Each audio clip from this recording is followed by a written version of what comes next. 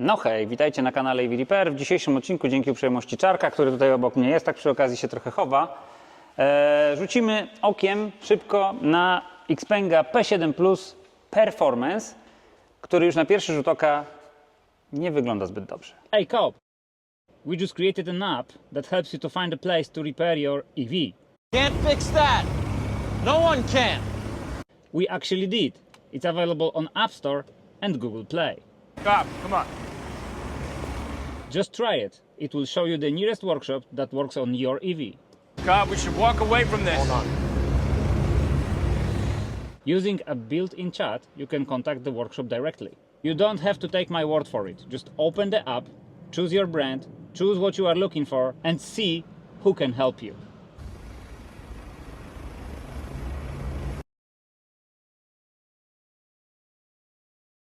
No ale ja muszę powiedzieć prawdę, co nie pozostaje mi nic innego. Ogólnie, jak wiecie, lubię markę Xpeng.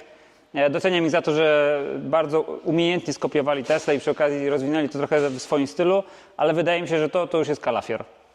Po prostu to urosło do dziwnych rozmiarów. Szczerze, ten tył, jak się mu przyjrzymy, Deu Espero i przy okazji bardzo też mi przypomina Lucida i ogólnie ta jego bryła jest taka trochę nieforemna, czyli jeżeli na niego patrzymy, a pamiętajmy o tym, że to jest aplikacja Performance, więc ten samochód powinien mieć taką trochę bardziej zwartą bryłę, on z tyłu jest taki rozwlekły, taki trochę przydługi i duży i sprawia właśnie takie wrażenie nie Performance, tylko bardziej takiego samochodu, nie wiem, rodzinnego hatchbacka. Myślę, że niespecjalnie pasuje do niego to Performance. Ja sobie zobaczę tutaj, jak wygląda. Chyba bez ciebie, Czarek, tego nie zrobię. A jestem blisko, powinno działać. No, na duś. O, jest, dobrze. Tak, przestrzeń bagażnikowa jest ogólnie duża, aczkolwiek znowu jest dosyć mocno ograniczona przez taki mocny pochył tej tylnej tutaj, tej części bryły. Zobaczcie, że tak naprawdę z jednej strony wygląda to na duże, ale z drugiej strony, gdybyśmy chcieli sporo rzeczy tutaj włożyć, nie robimy już testu sadownika, kiedyś robiliśmy test skrzynkami, to prawdopodobnie tutaj by się zmieściło tego trochę mniej. Tutaj mamy taką wnękę. Ona jest dosyć podobna do większości tego, co się dzieje, co się odbywa w nowych, nowoczesnych samochodach elektrycznych, czyli ta przestrzeń, która w zasadzie jest do zagospodarowania, jest zagospodarowana. Przypominam, że w samochodach, które pochodzą z platform spalinowych, tego nie ma, no bo oni muszą trzymać miejsce na silnik spalinowy i na wszystkie elementy przeniesienia napędu. Ogólnie nie czepiam się, wygląda to bardzo ładnie i przyzwoicie. Na pewno jest mocno wygłuszony ten samochód. Widać to po mięsistości tych wszystkich tutaj wygłuszeń. Pewnie Czarek to przy okazji potwierdzi. No i mamy tutaj fajny system audio. Dobrze, zamykamy. Deu Espero.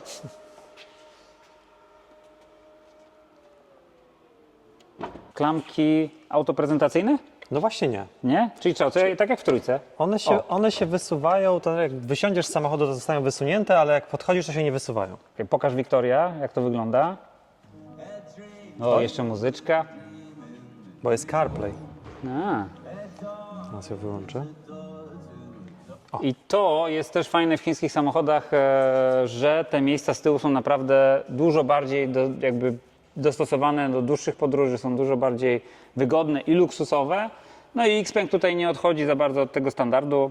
Dodatkowo z tego co widzę mamy przynajmniej perforację, a to, nie wiem, mamy też wentylację z tyłu? Wentyl, grzanie i też masaż jest z tyłu. A, masaż z tyłu, no proszę. Tak, jest wygodnie bardzo z tyłu. Siedzisko też się reguluje, jego kąt nachylenia. Tutaj, zobacz Wiktoria, na drzwiach. Obok regulacji szyby można sobie pochylić oparcie. Więc tu się naprawdę można nieźle rozłożyć. W wersji Long Range i Performance, tak jak tutaj mamy, właśnie dochodzą nam wtedy te masaże i wentyl. W standardzie jest tylko grzanie z tyłu. Czarek, a powiedz mi, czy to jest skóra nappa, to i to? Tak, to jest wszystko nappa. No proszę.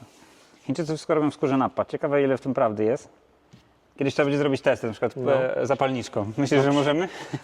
Może i następnym razem.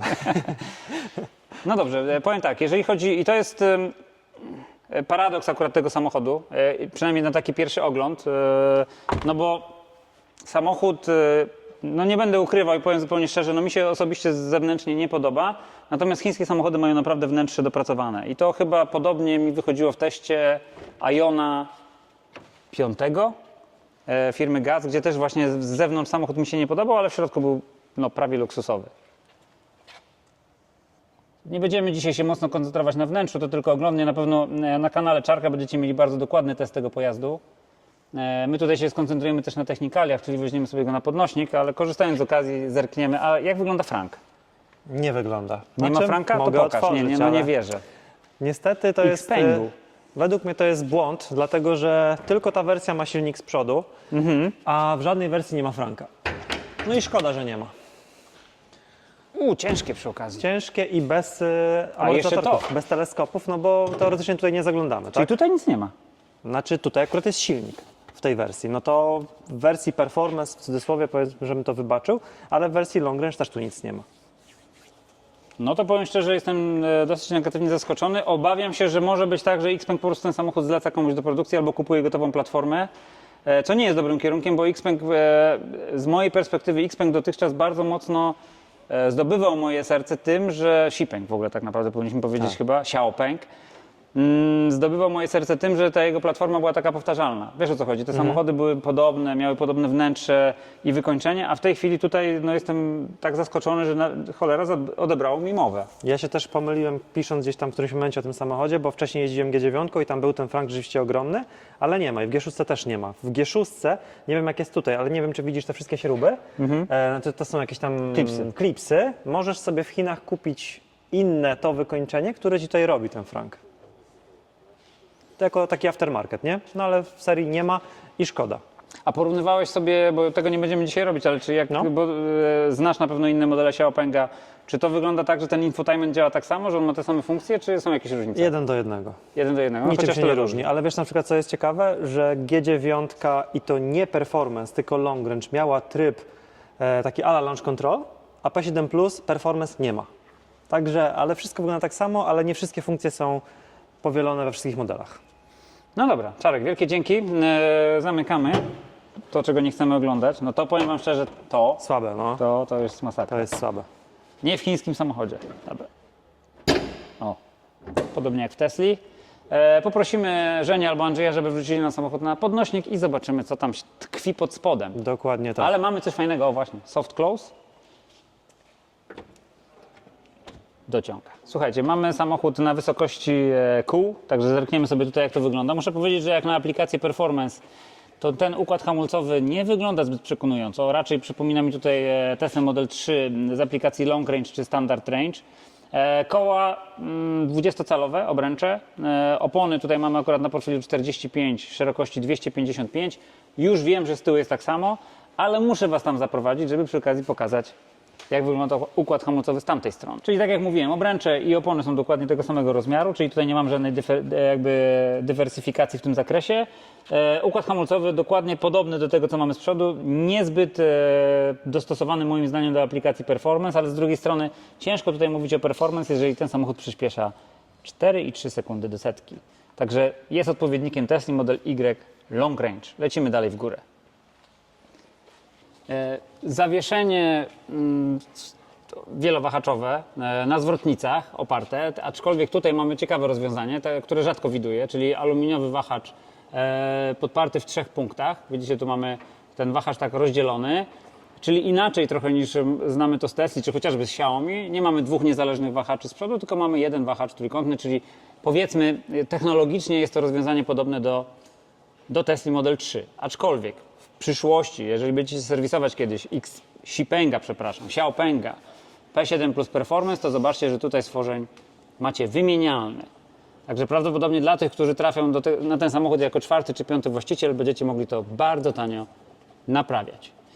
U góry wahacz trójkątny typu oś, taki jak znamy też znowu z Tesla Model 3 i z wielu innych aplikacji, i na tym wszystkim opiera się ta nasza zwrotnica. Tutaj mamy zawieszenie standardowe, no i mamy przy okazji czujniki odpowiedzialne za regulację sztywności zawieszenia, no bo aplikacja Performance, więc czasami takie rzeczy też muszą się dziać. Natomiast zawieszenie jest klasyczne, nie pneumatyczne.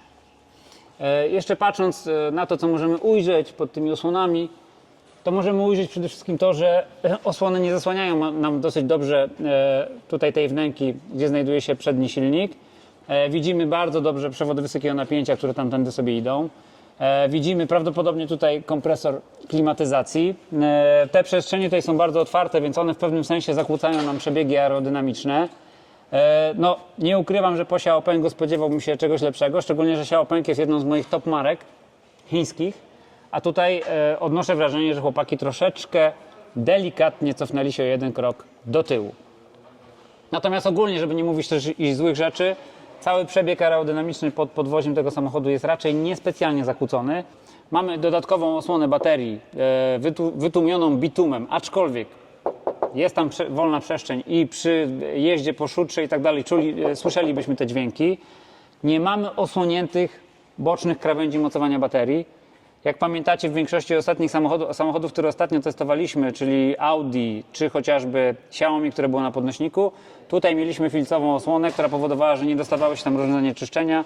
Tutaj niestety jest to odsłonięte. Nie wygląda to źle, nie zakłóca to za bardzo nam aerodynamiki, natomiast taka jest po prostu w tej chwili, jakby to powiedzieć, klasyka montażu baterii, że te przestrzenie są z reguły zasłonięte. Idziemy sobie do tyłu.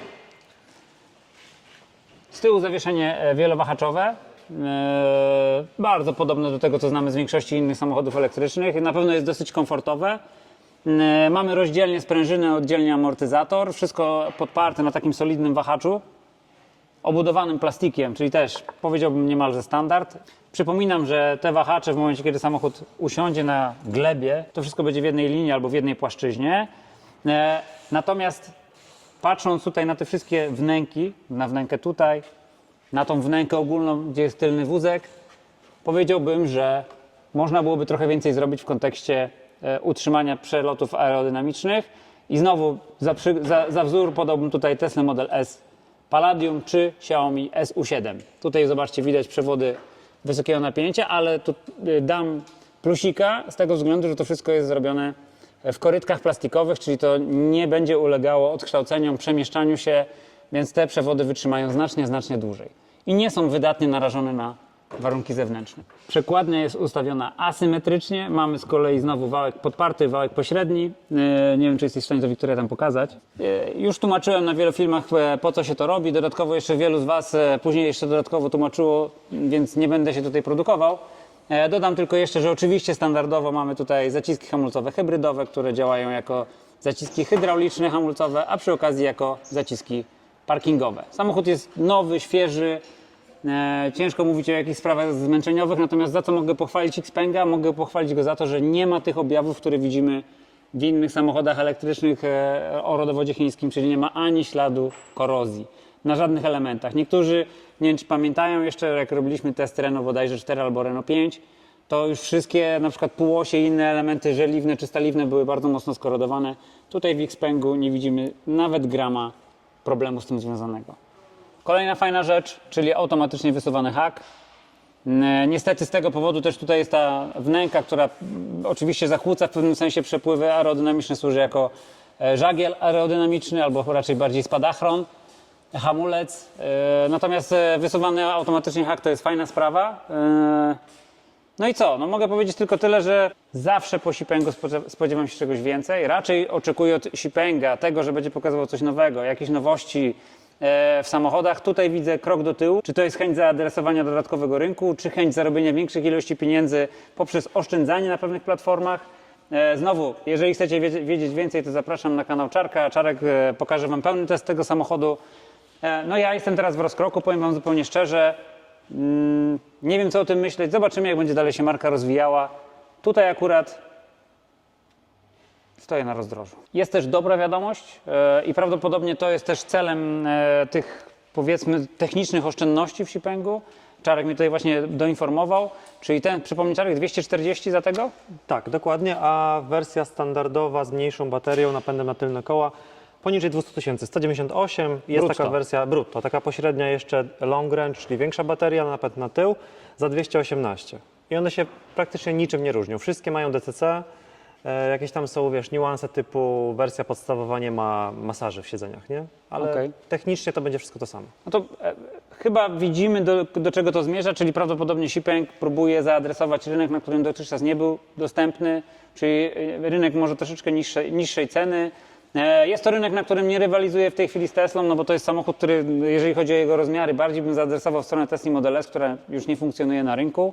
Więc Xipeng wypływa na szersze wody, niższej ceny, aczkolwiek ja osobiście nadal spodziewałbym się czegoś więcej. Czarek mnie namówił, żebym się jeszcze przejechał tym Xpengiem i może słusznie, bo może to trochę odczaruje ten temat związany z wyglądem, bo jak wiecie, ja nie jestem zwolennikiem wyglądu zewnętrznego i nie lubię epatować wyglądem zewnętrznym samochodu, a jeżeli z kolei on ma jakieś aspekty albo walory, które przemawiają za jego, nie wiem, techniczne, na szczególności techniczne oczywiście mnie najbardziej interesują, ale przy okazji walory związane z wygodą, chociaż szczerze ja nie lubię tak niskich samochodów jak ten. No, ja muszę na przykład sobie podnieść tak na maksa siedzenie do góry.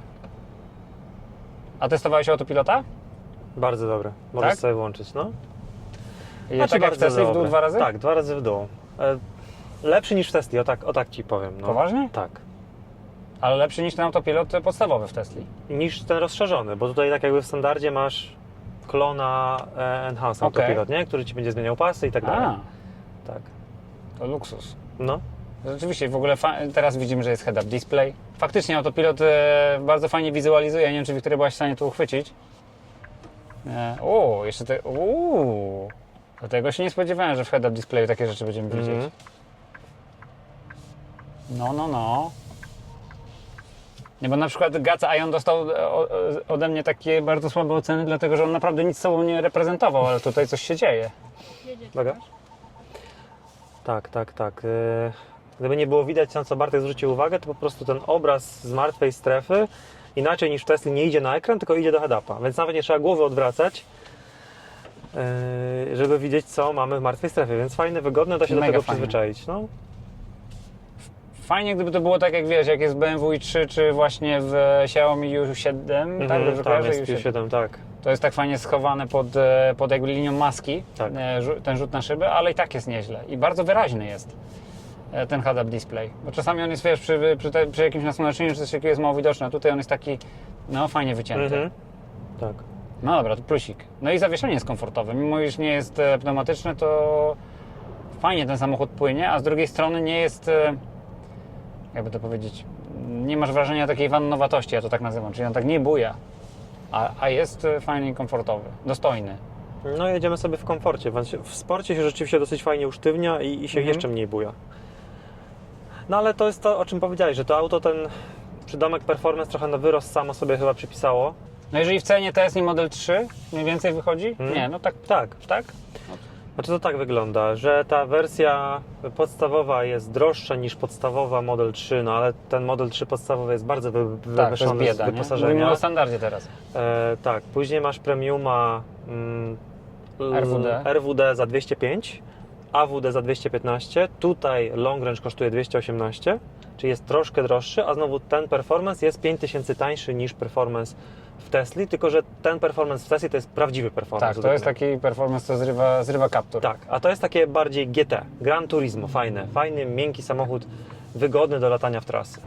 No, ale jak trzeba, to moc Ma ma. odejście. No, ma 503 konie, trochę wiesz, z tą masą on walczy, nie? Dlatego to przyspieszenie, jak mówiłeś, 4,3 tutaj nie robi wrażenia Czyli on wielkiego. ma trochę taką moc jak Tesla Model S Dual Motor.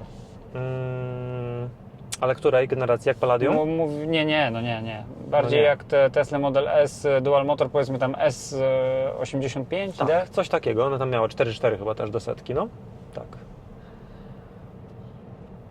A z drugiej strony, mówmy się, porównując to do jakiegokolwiek samochodu spalinowego, wciąż jest to petarda.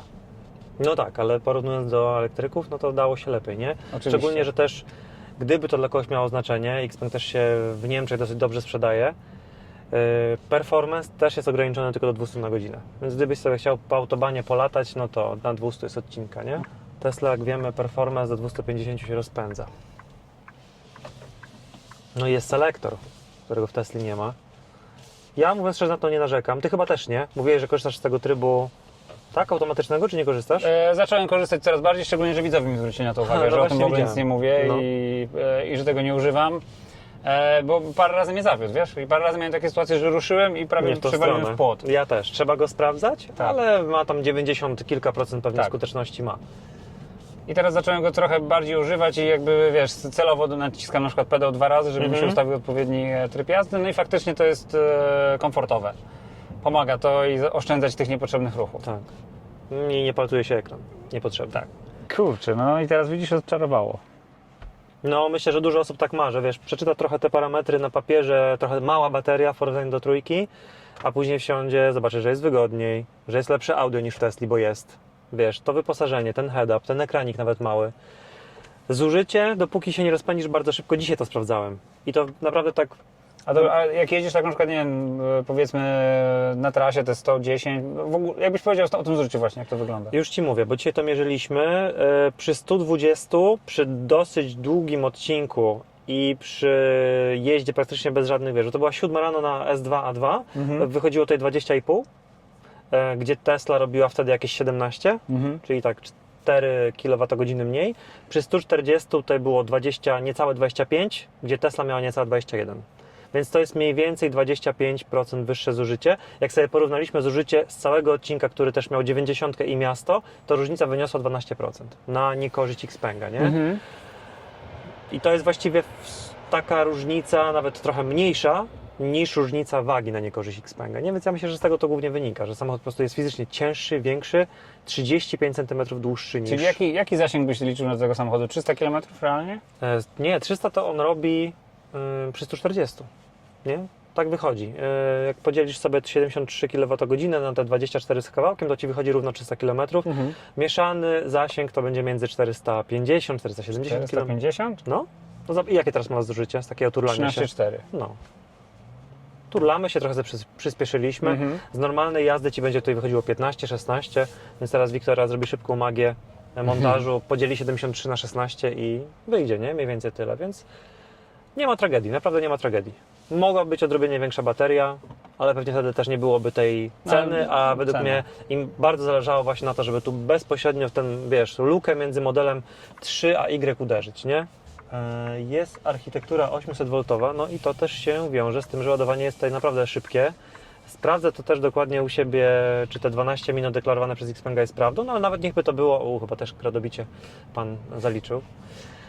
Niechby to było nawet te 13-14 minut, to dalej jest praktycznie połowa czasu, które potrzebuje Tesla, nie? Więc...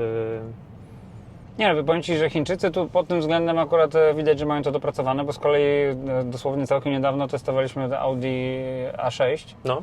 które też ma architekturę 800V, bo to jest na bazie Porsche zrobione, a mimo to ono tam osiągało maksymalnie 230, nie nawet nie, 210 kW. Co oznacza, że w zasadzie to była połowa tego, co jest w stanie nam dać ten Xpeng. No. Więc ja mam takie mieszane uczucia, będziemy też o tym kręcić materiał, bo właśnie o chińskich technologiach i chińskim takim trochę czarowaniu tych technologii. Mam pewne obawy związane z tym, czy oni czasem nie nadwyrężają tych baterii w tym czasie. Miałem o to zapytać właśnie i na pewno dużo osób o to zapyta, że może lepiej troszkę wolniej tą baterię ładować, wiesz, poświęcić te 10 minut więcej, a jednak tą żywotność przedłużyć i Ty myślisz, że rzeczywiście to tak... Może tak być, bo Może powiem tak. Ci, mieliśmy dosyć sporo do czynienia z Porsche, powiedzmy na takim komponencie inżynierskim. Mówię o tym najnowszym Cayenne, który ma architekturę 800V, ma bardzo dopracowane chłodzenie, a mimo to tam oni deklarują chyba 16 minut od 20 do 80% z baterią NMC, która wiesz, dużo lepiej, dużo szybciej przyjmuje energię, jest bardziej elastyczna. Więc wydaje mi się, że tak. Ale Niemcy wiedzą, co robią. W sensie oni nigdy nie będą ryzykować. Natomiast wydaje mi się, że Chińczycy ponoszą jakieś ryzyko i wykorzystując technologię LFP, która powiedzmy trochę wybacza, oni tą baterię troszeczkę za mocno targają. I może się okazać, że gdzieś będziemy z czasem za to płacić jakieś fee, no ale chyba z tego, co kojarzę, Xpeng daje 8 lat, tak? Gwarancji? No to oby nic się nie wydarzyło. Drugi właściciel będzie płacił fee prawdopodobnie. Drugi, trzeci, no. No. Dobra, Czarek, ogromne dzięki za to, że udostępniłeś ten samochód. Wam dziękuję serdecznie za oglądanie. Serdecznie zapraszam do subskrypcji naszego kanału, jak i oczywiście kanału Czarka, na którym dowiecie się dużo więcej na temat tego Xpenga. No i przypominam o aplikacji EV Repair Finder, na której możecie znaleźć warsztaty, które przy okazji może w przyszłości naprawią i takiego Xpenga. Trzymajcie się, cześć.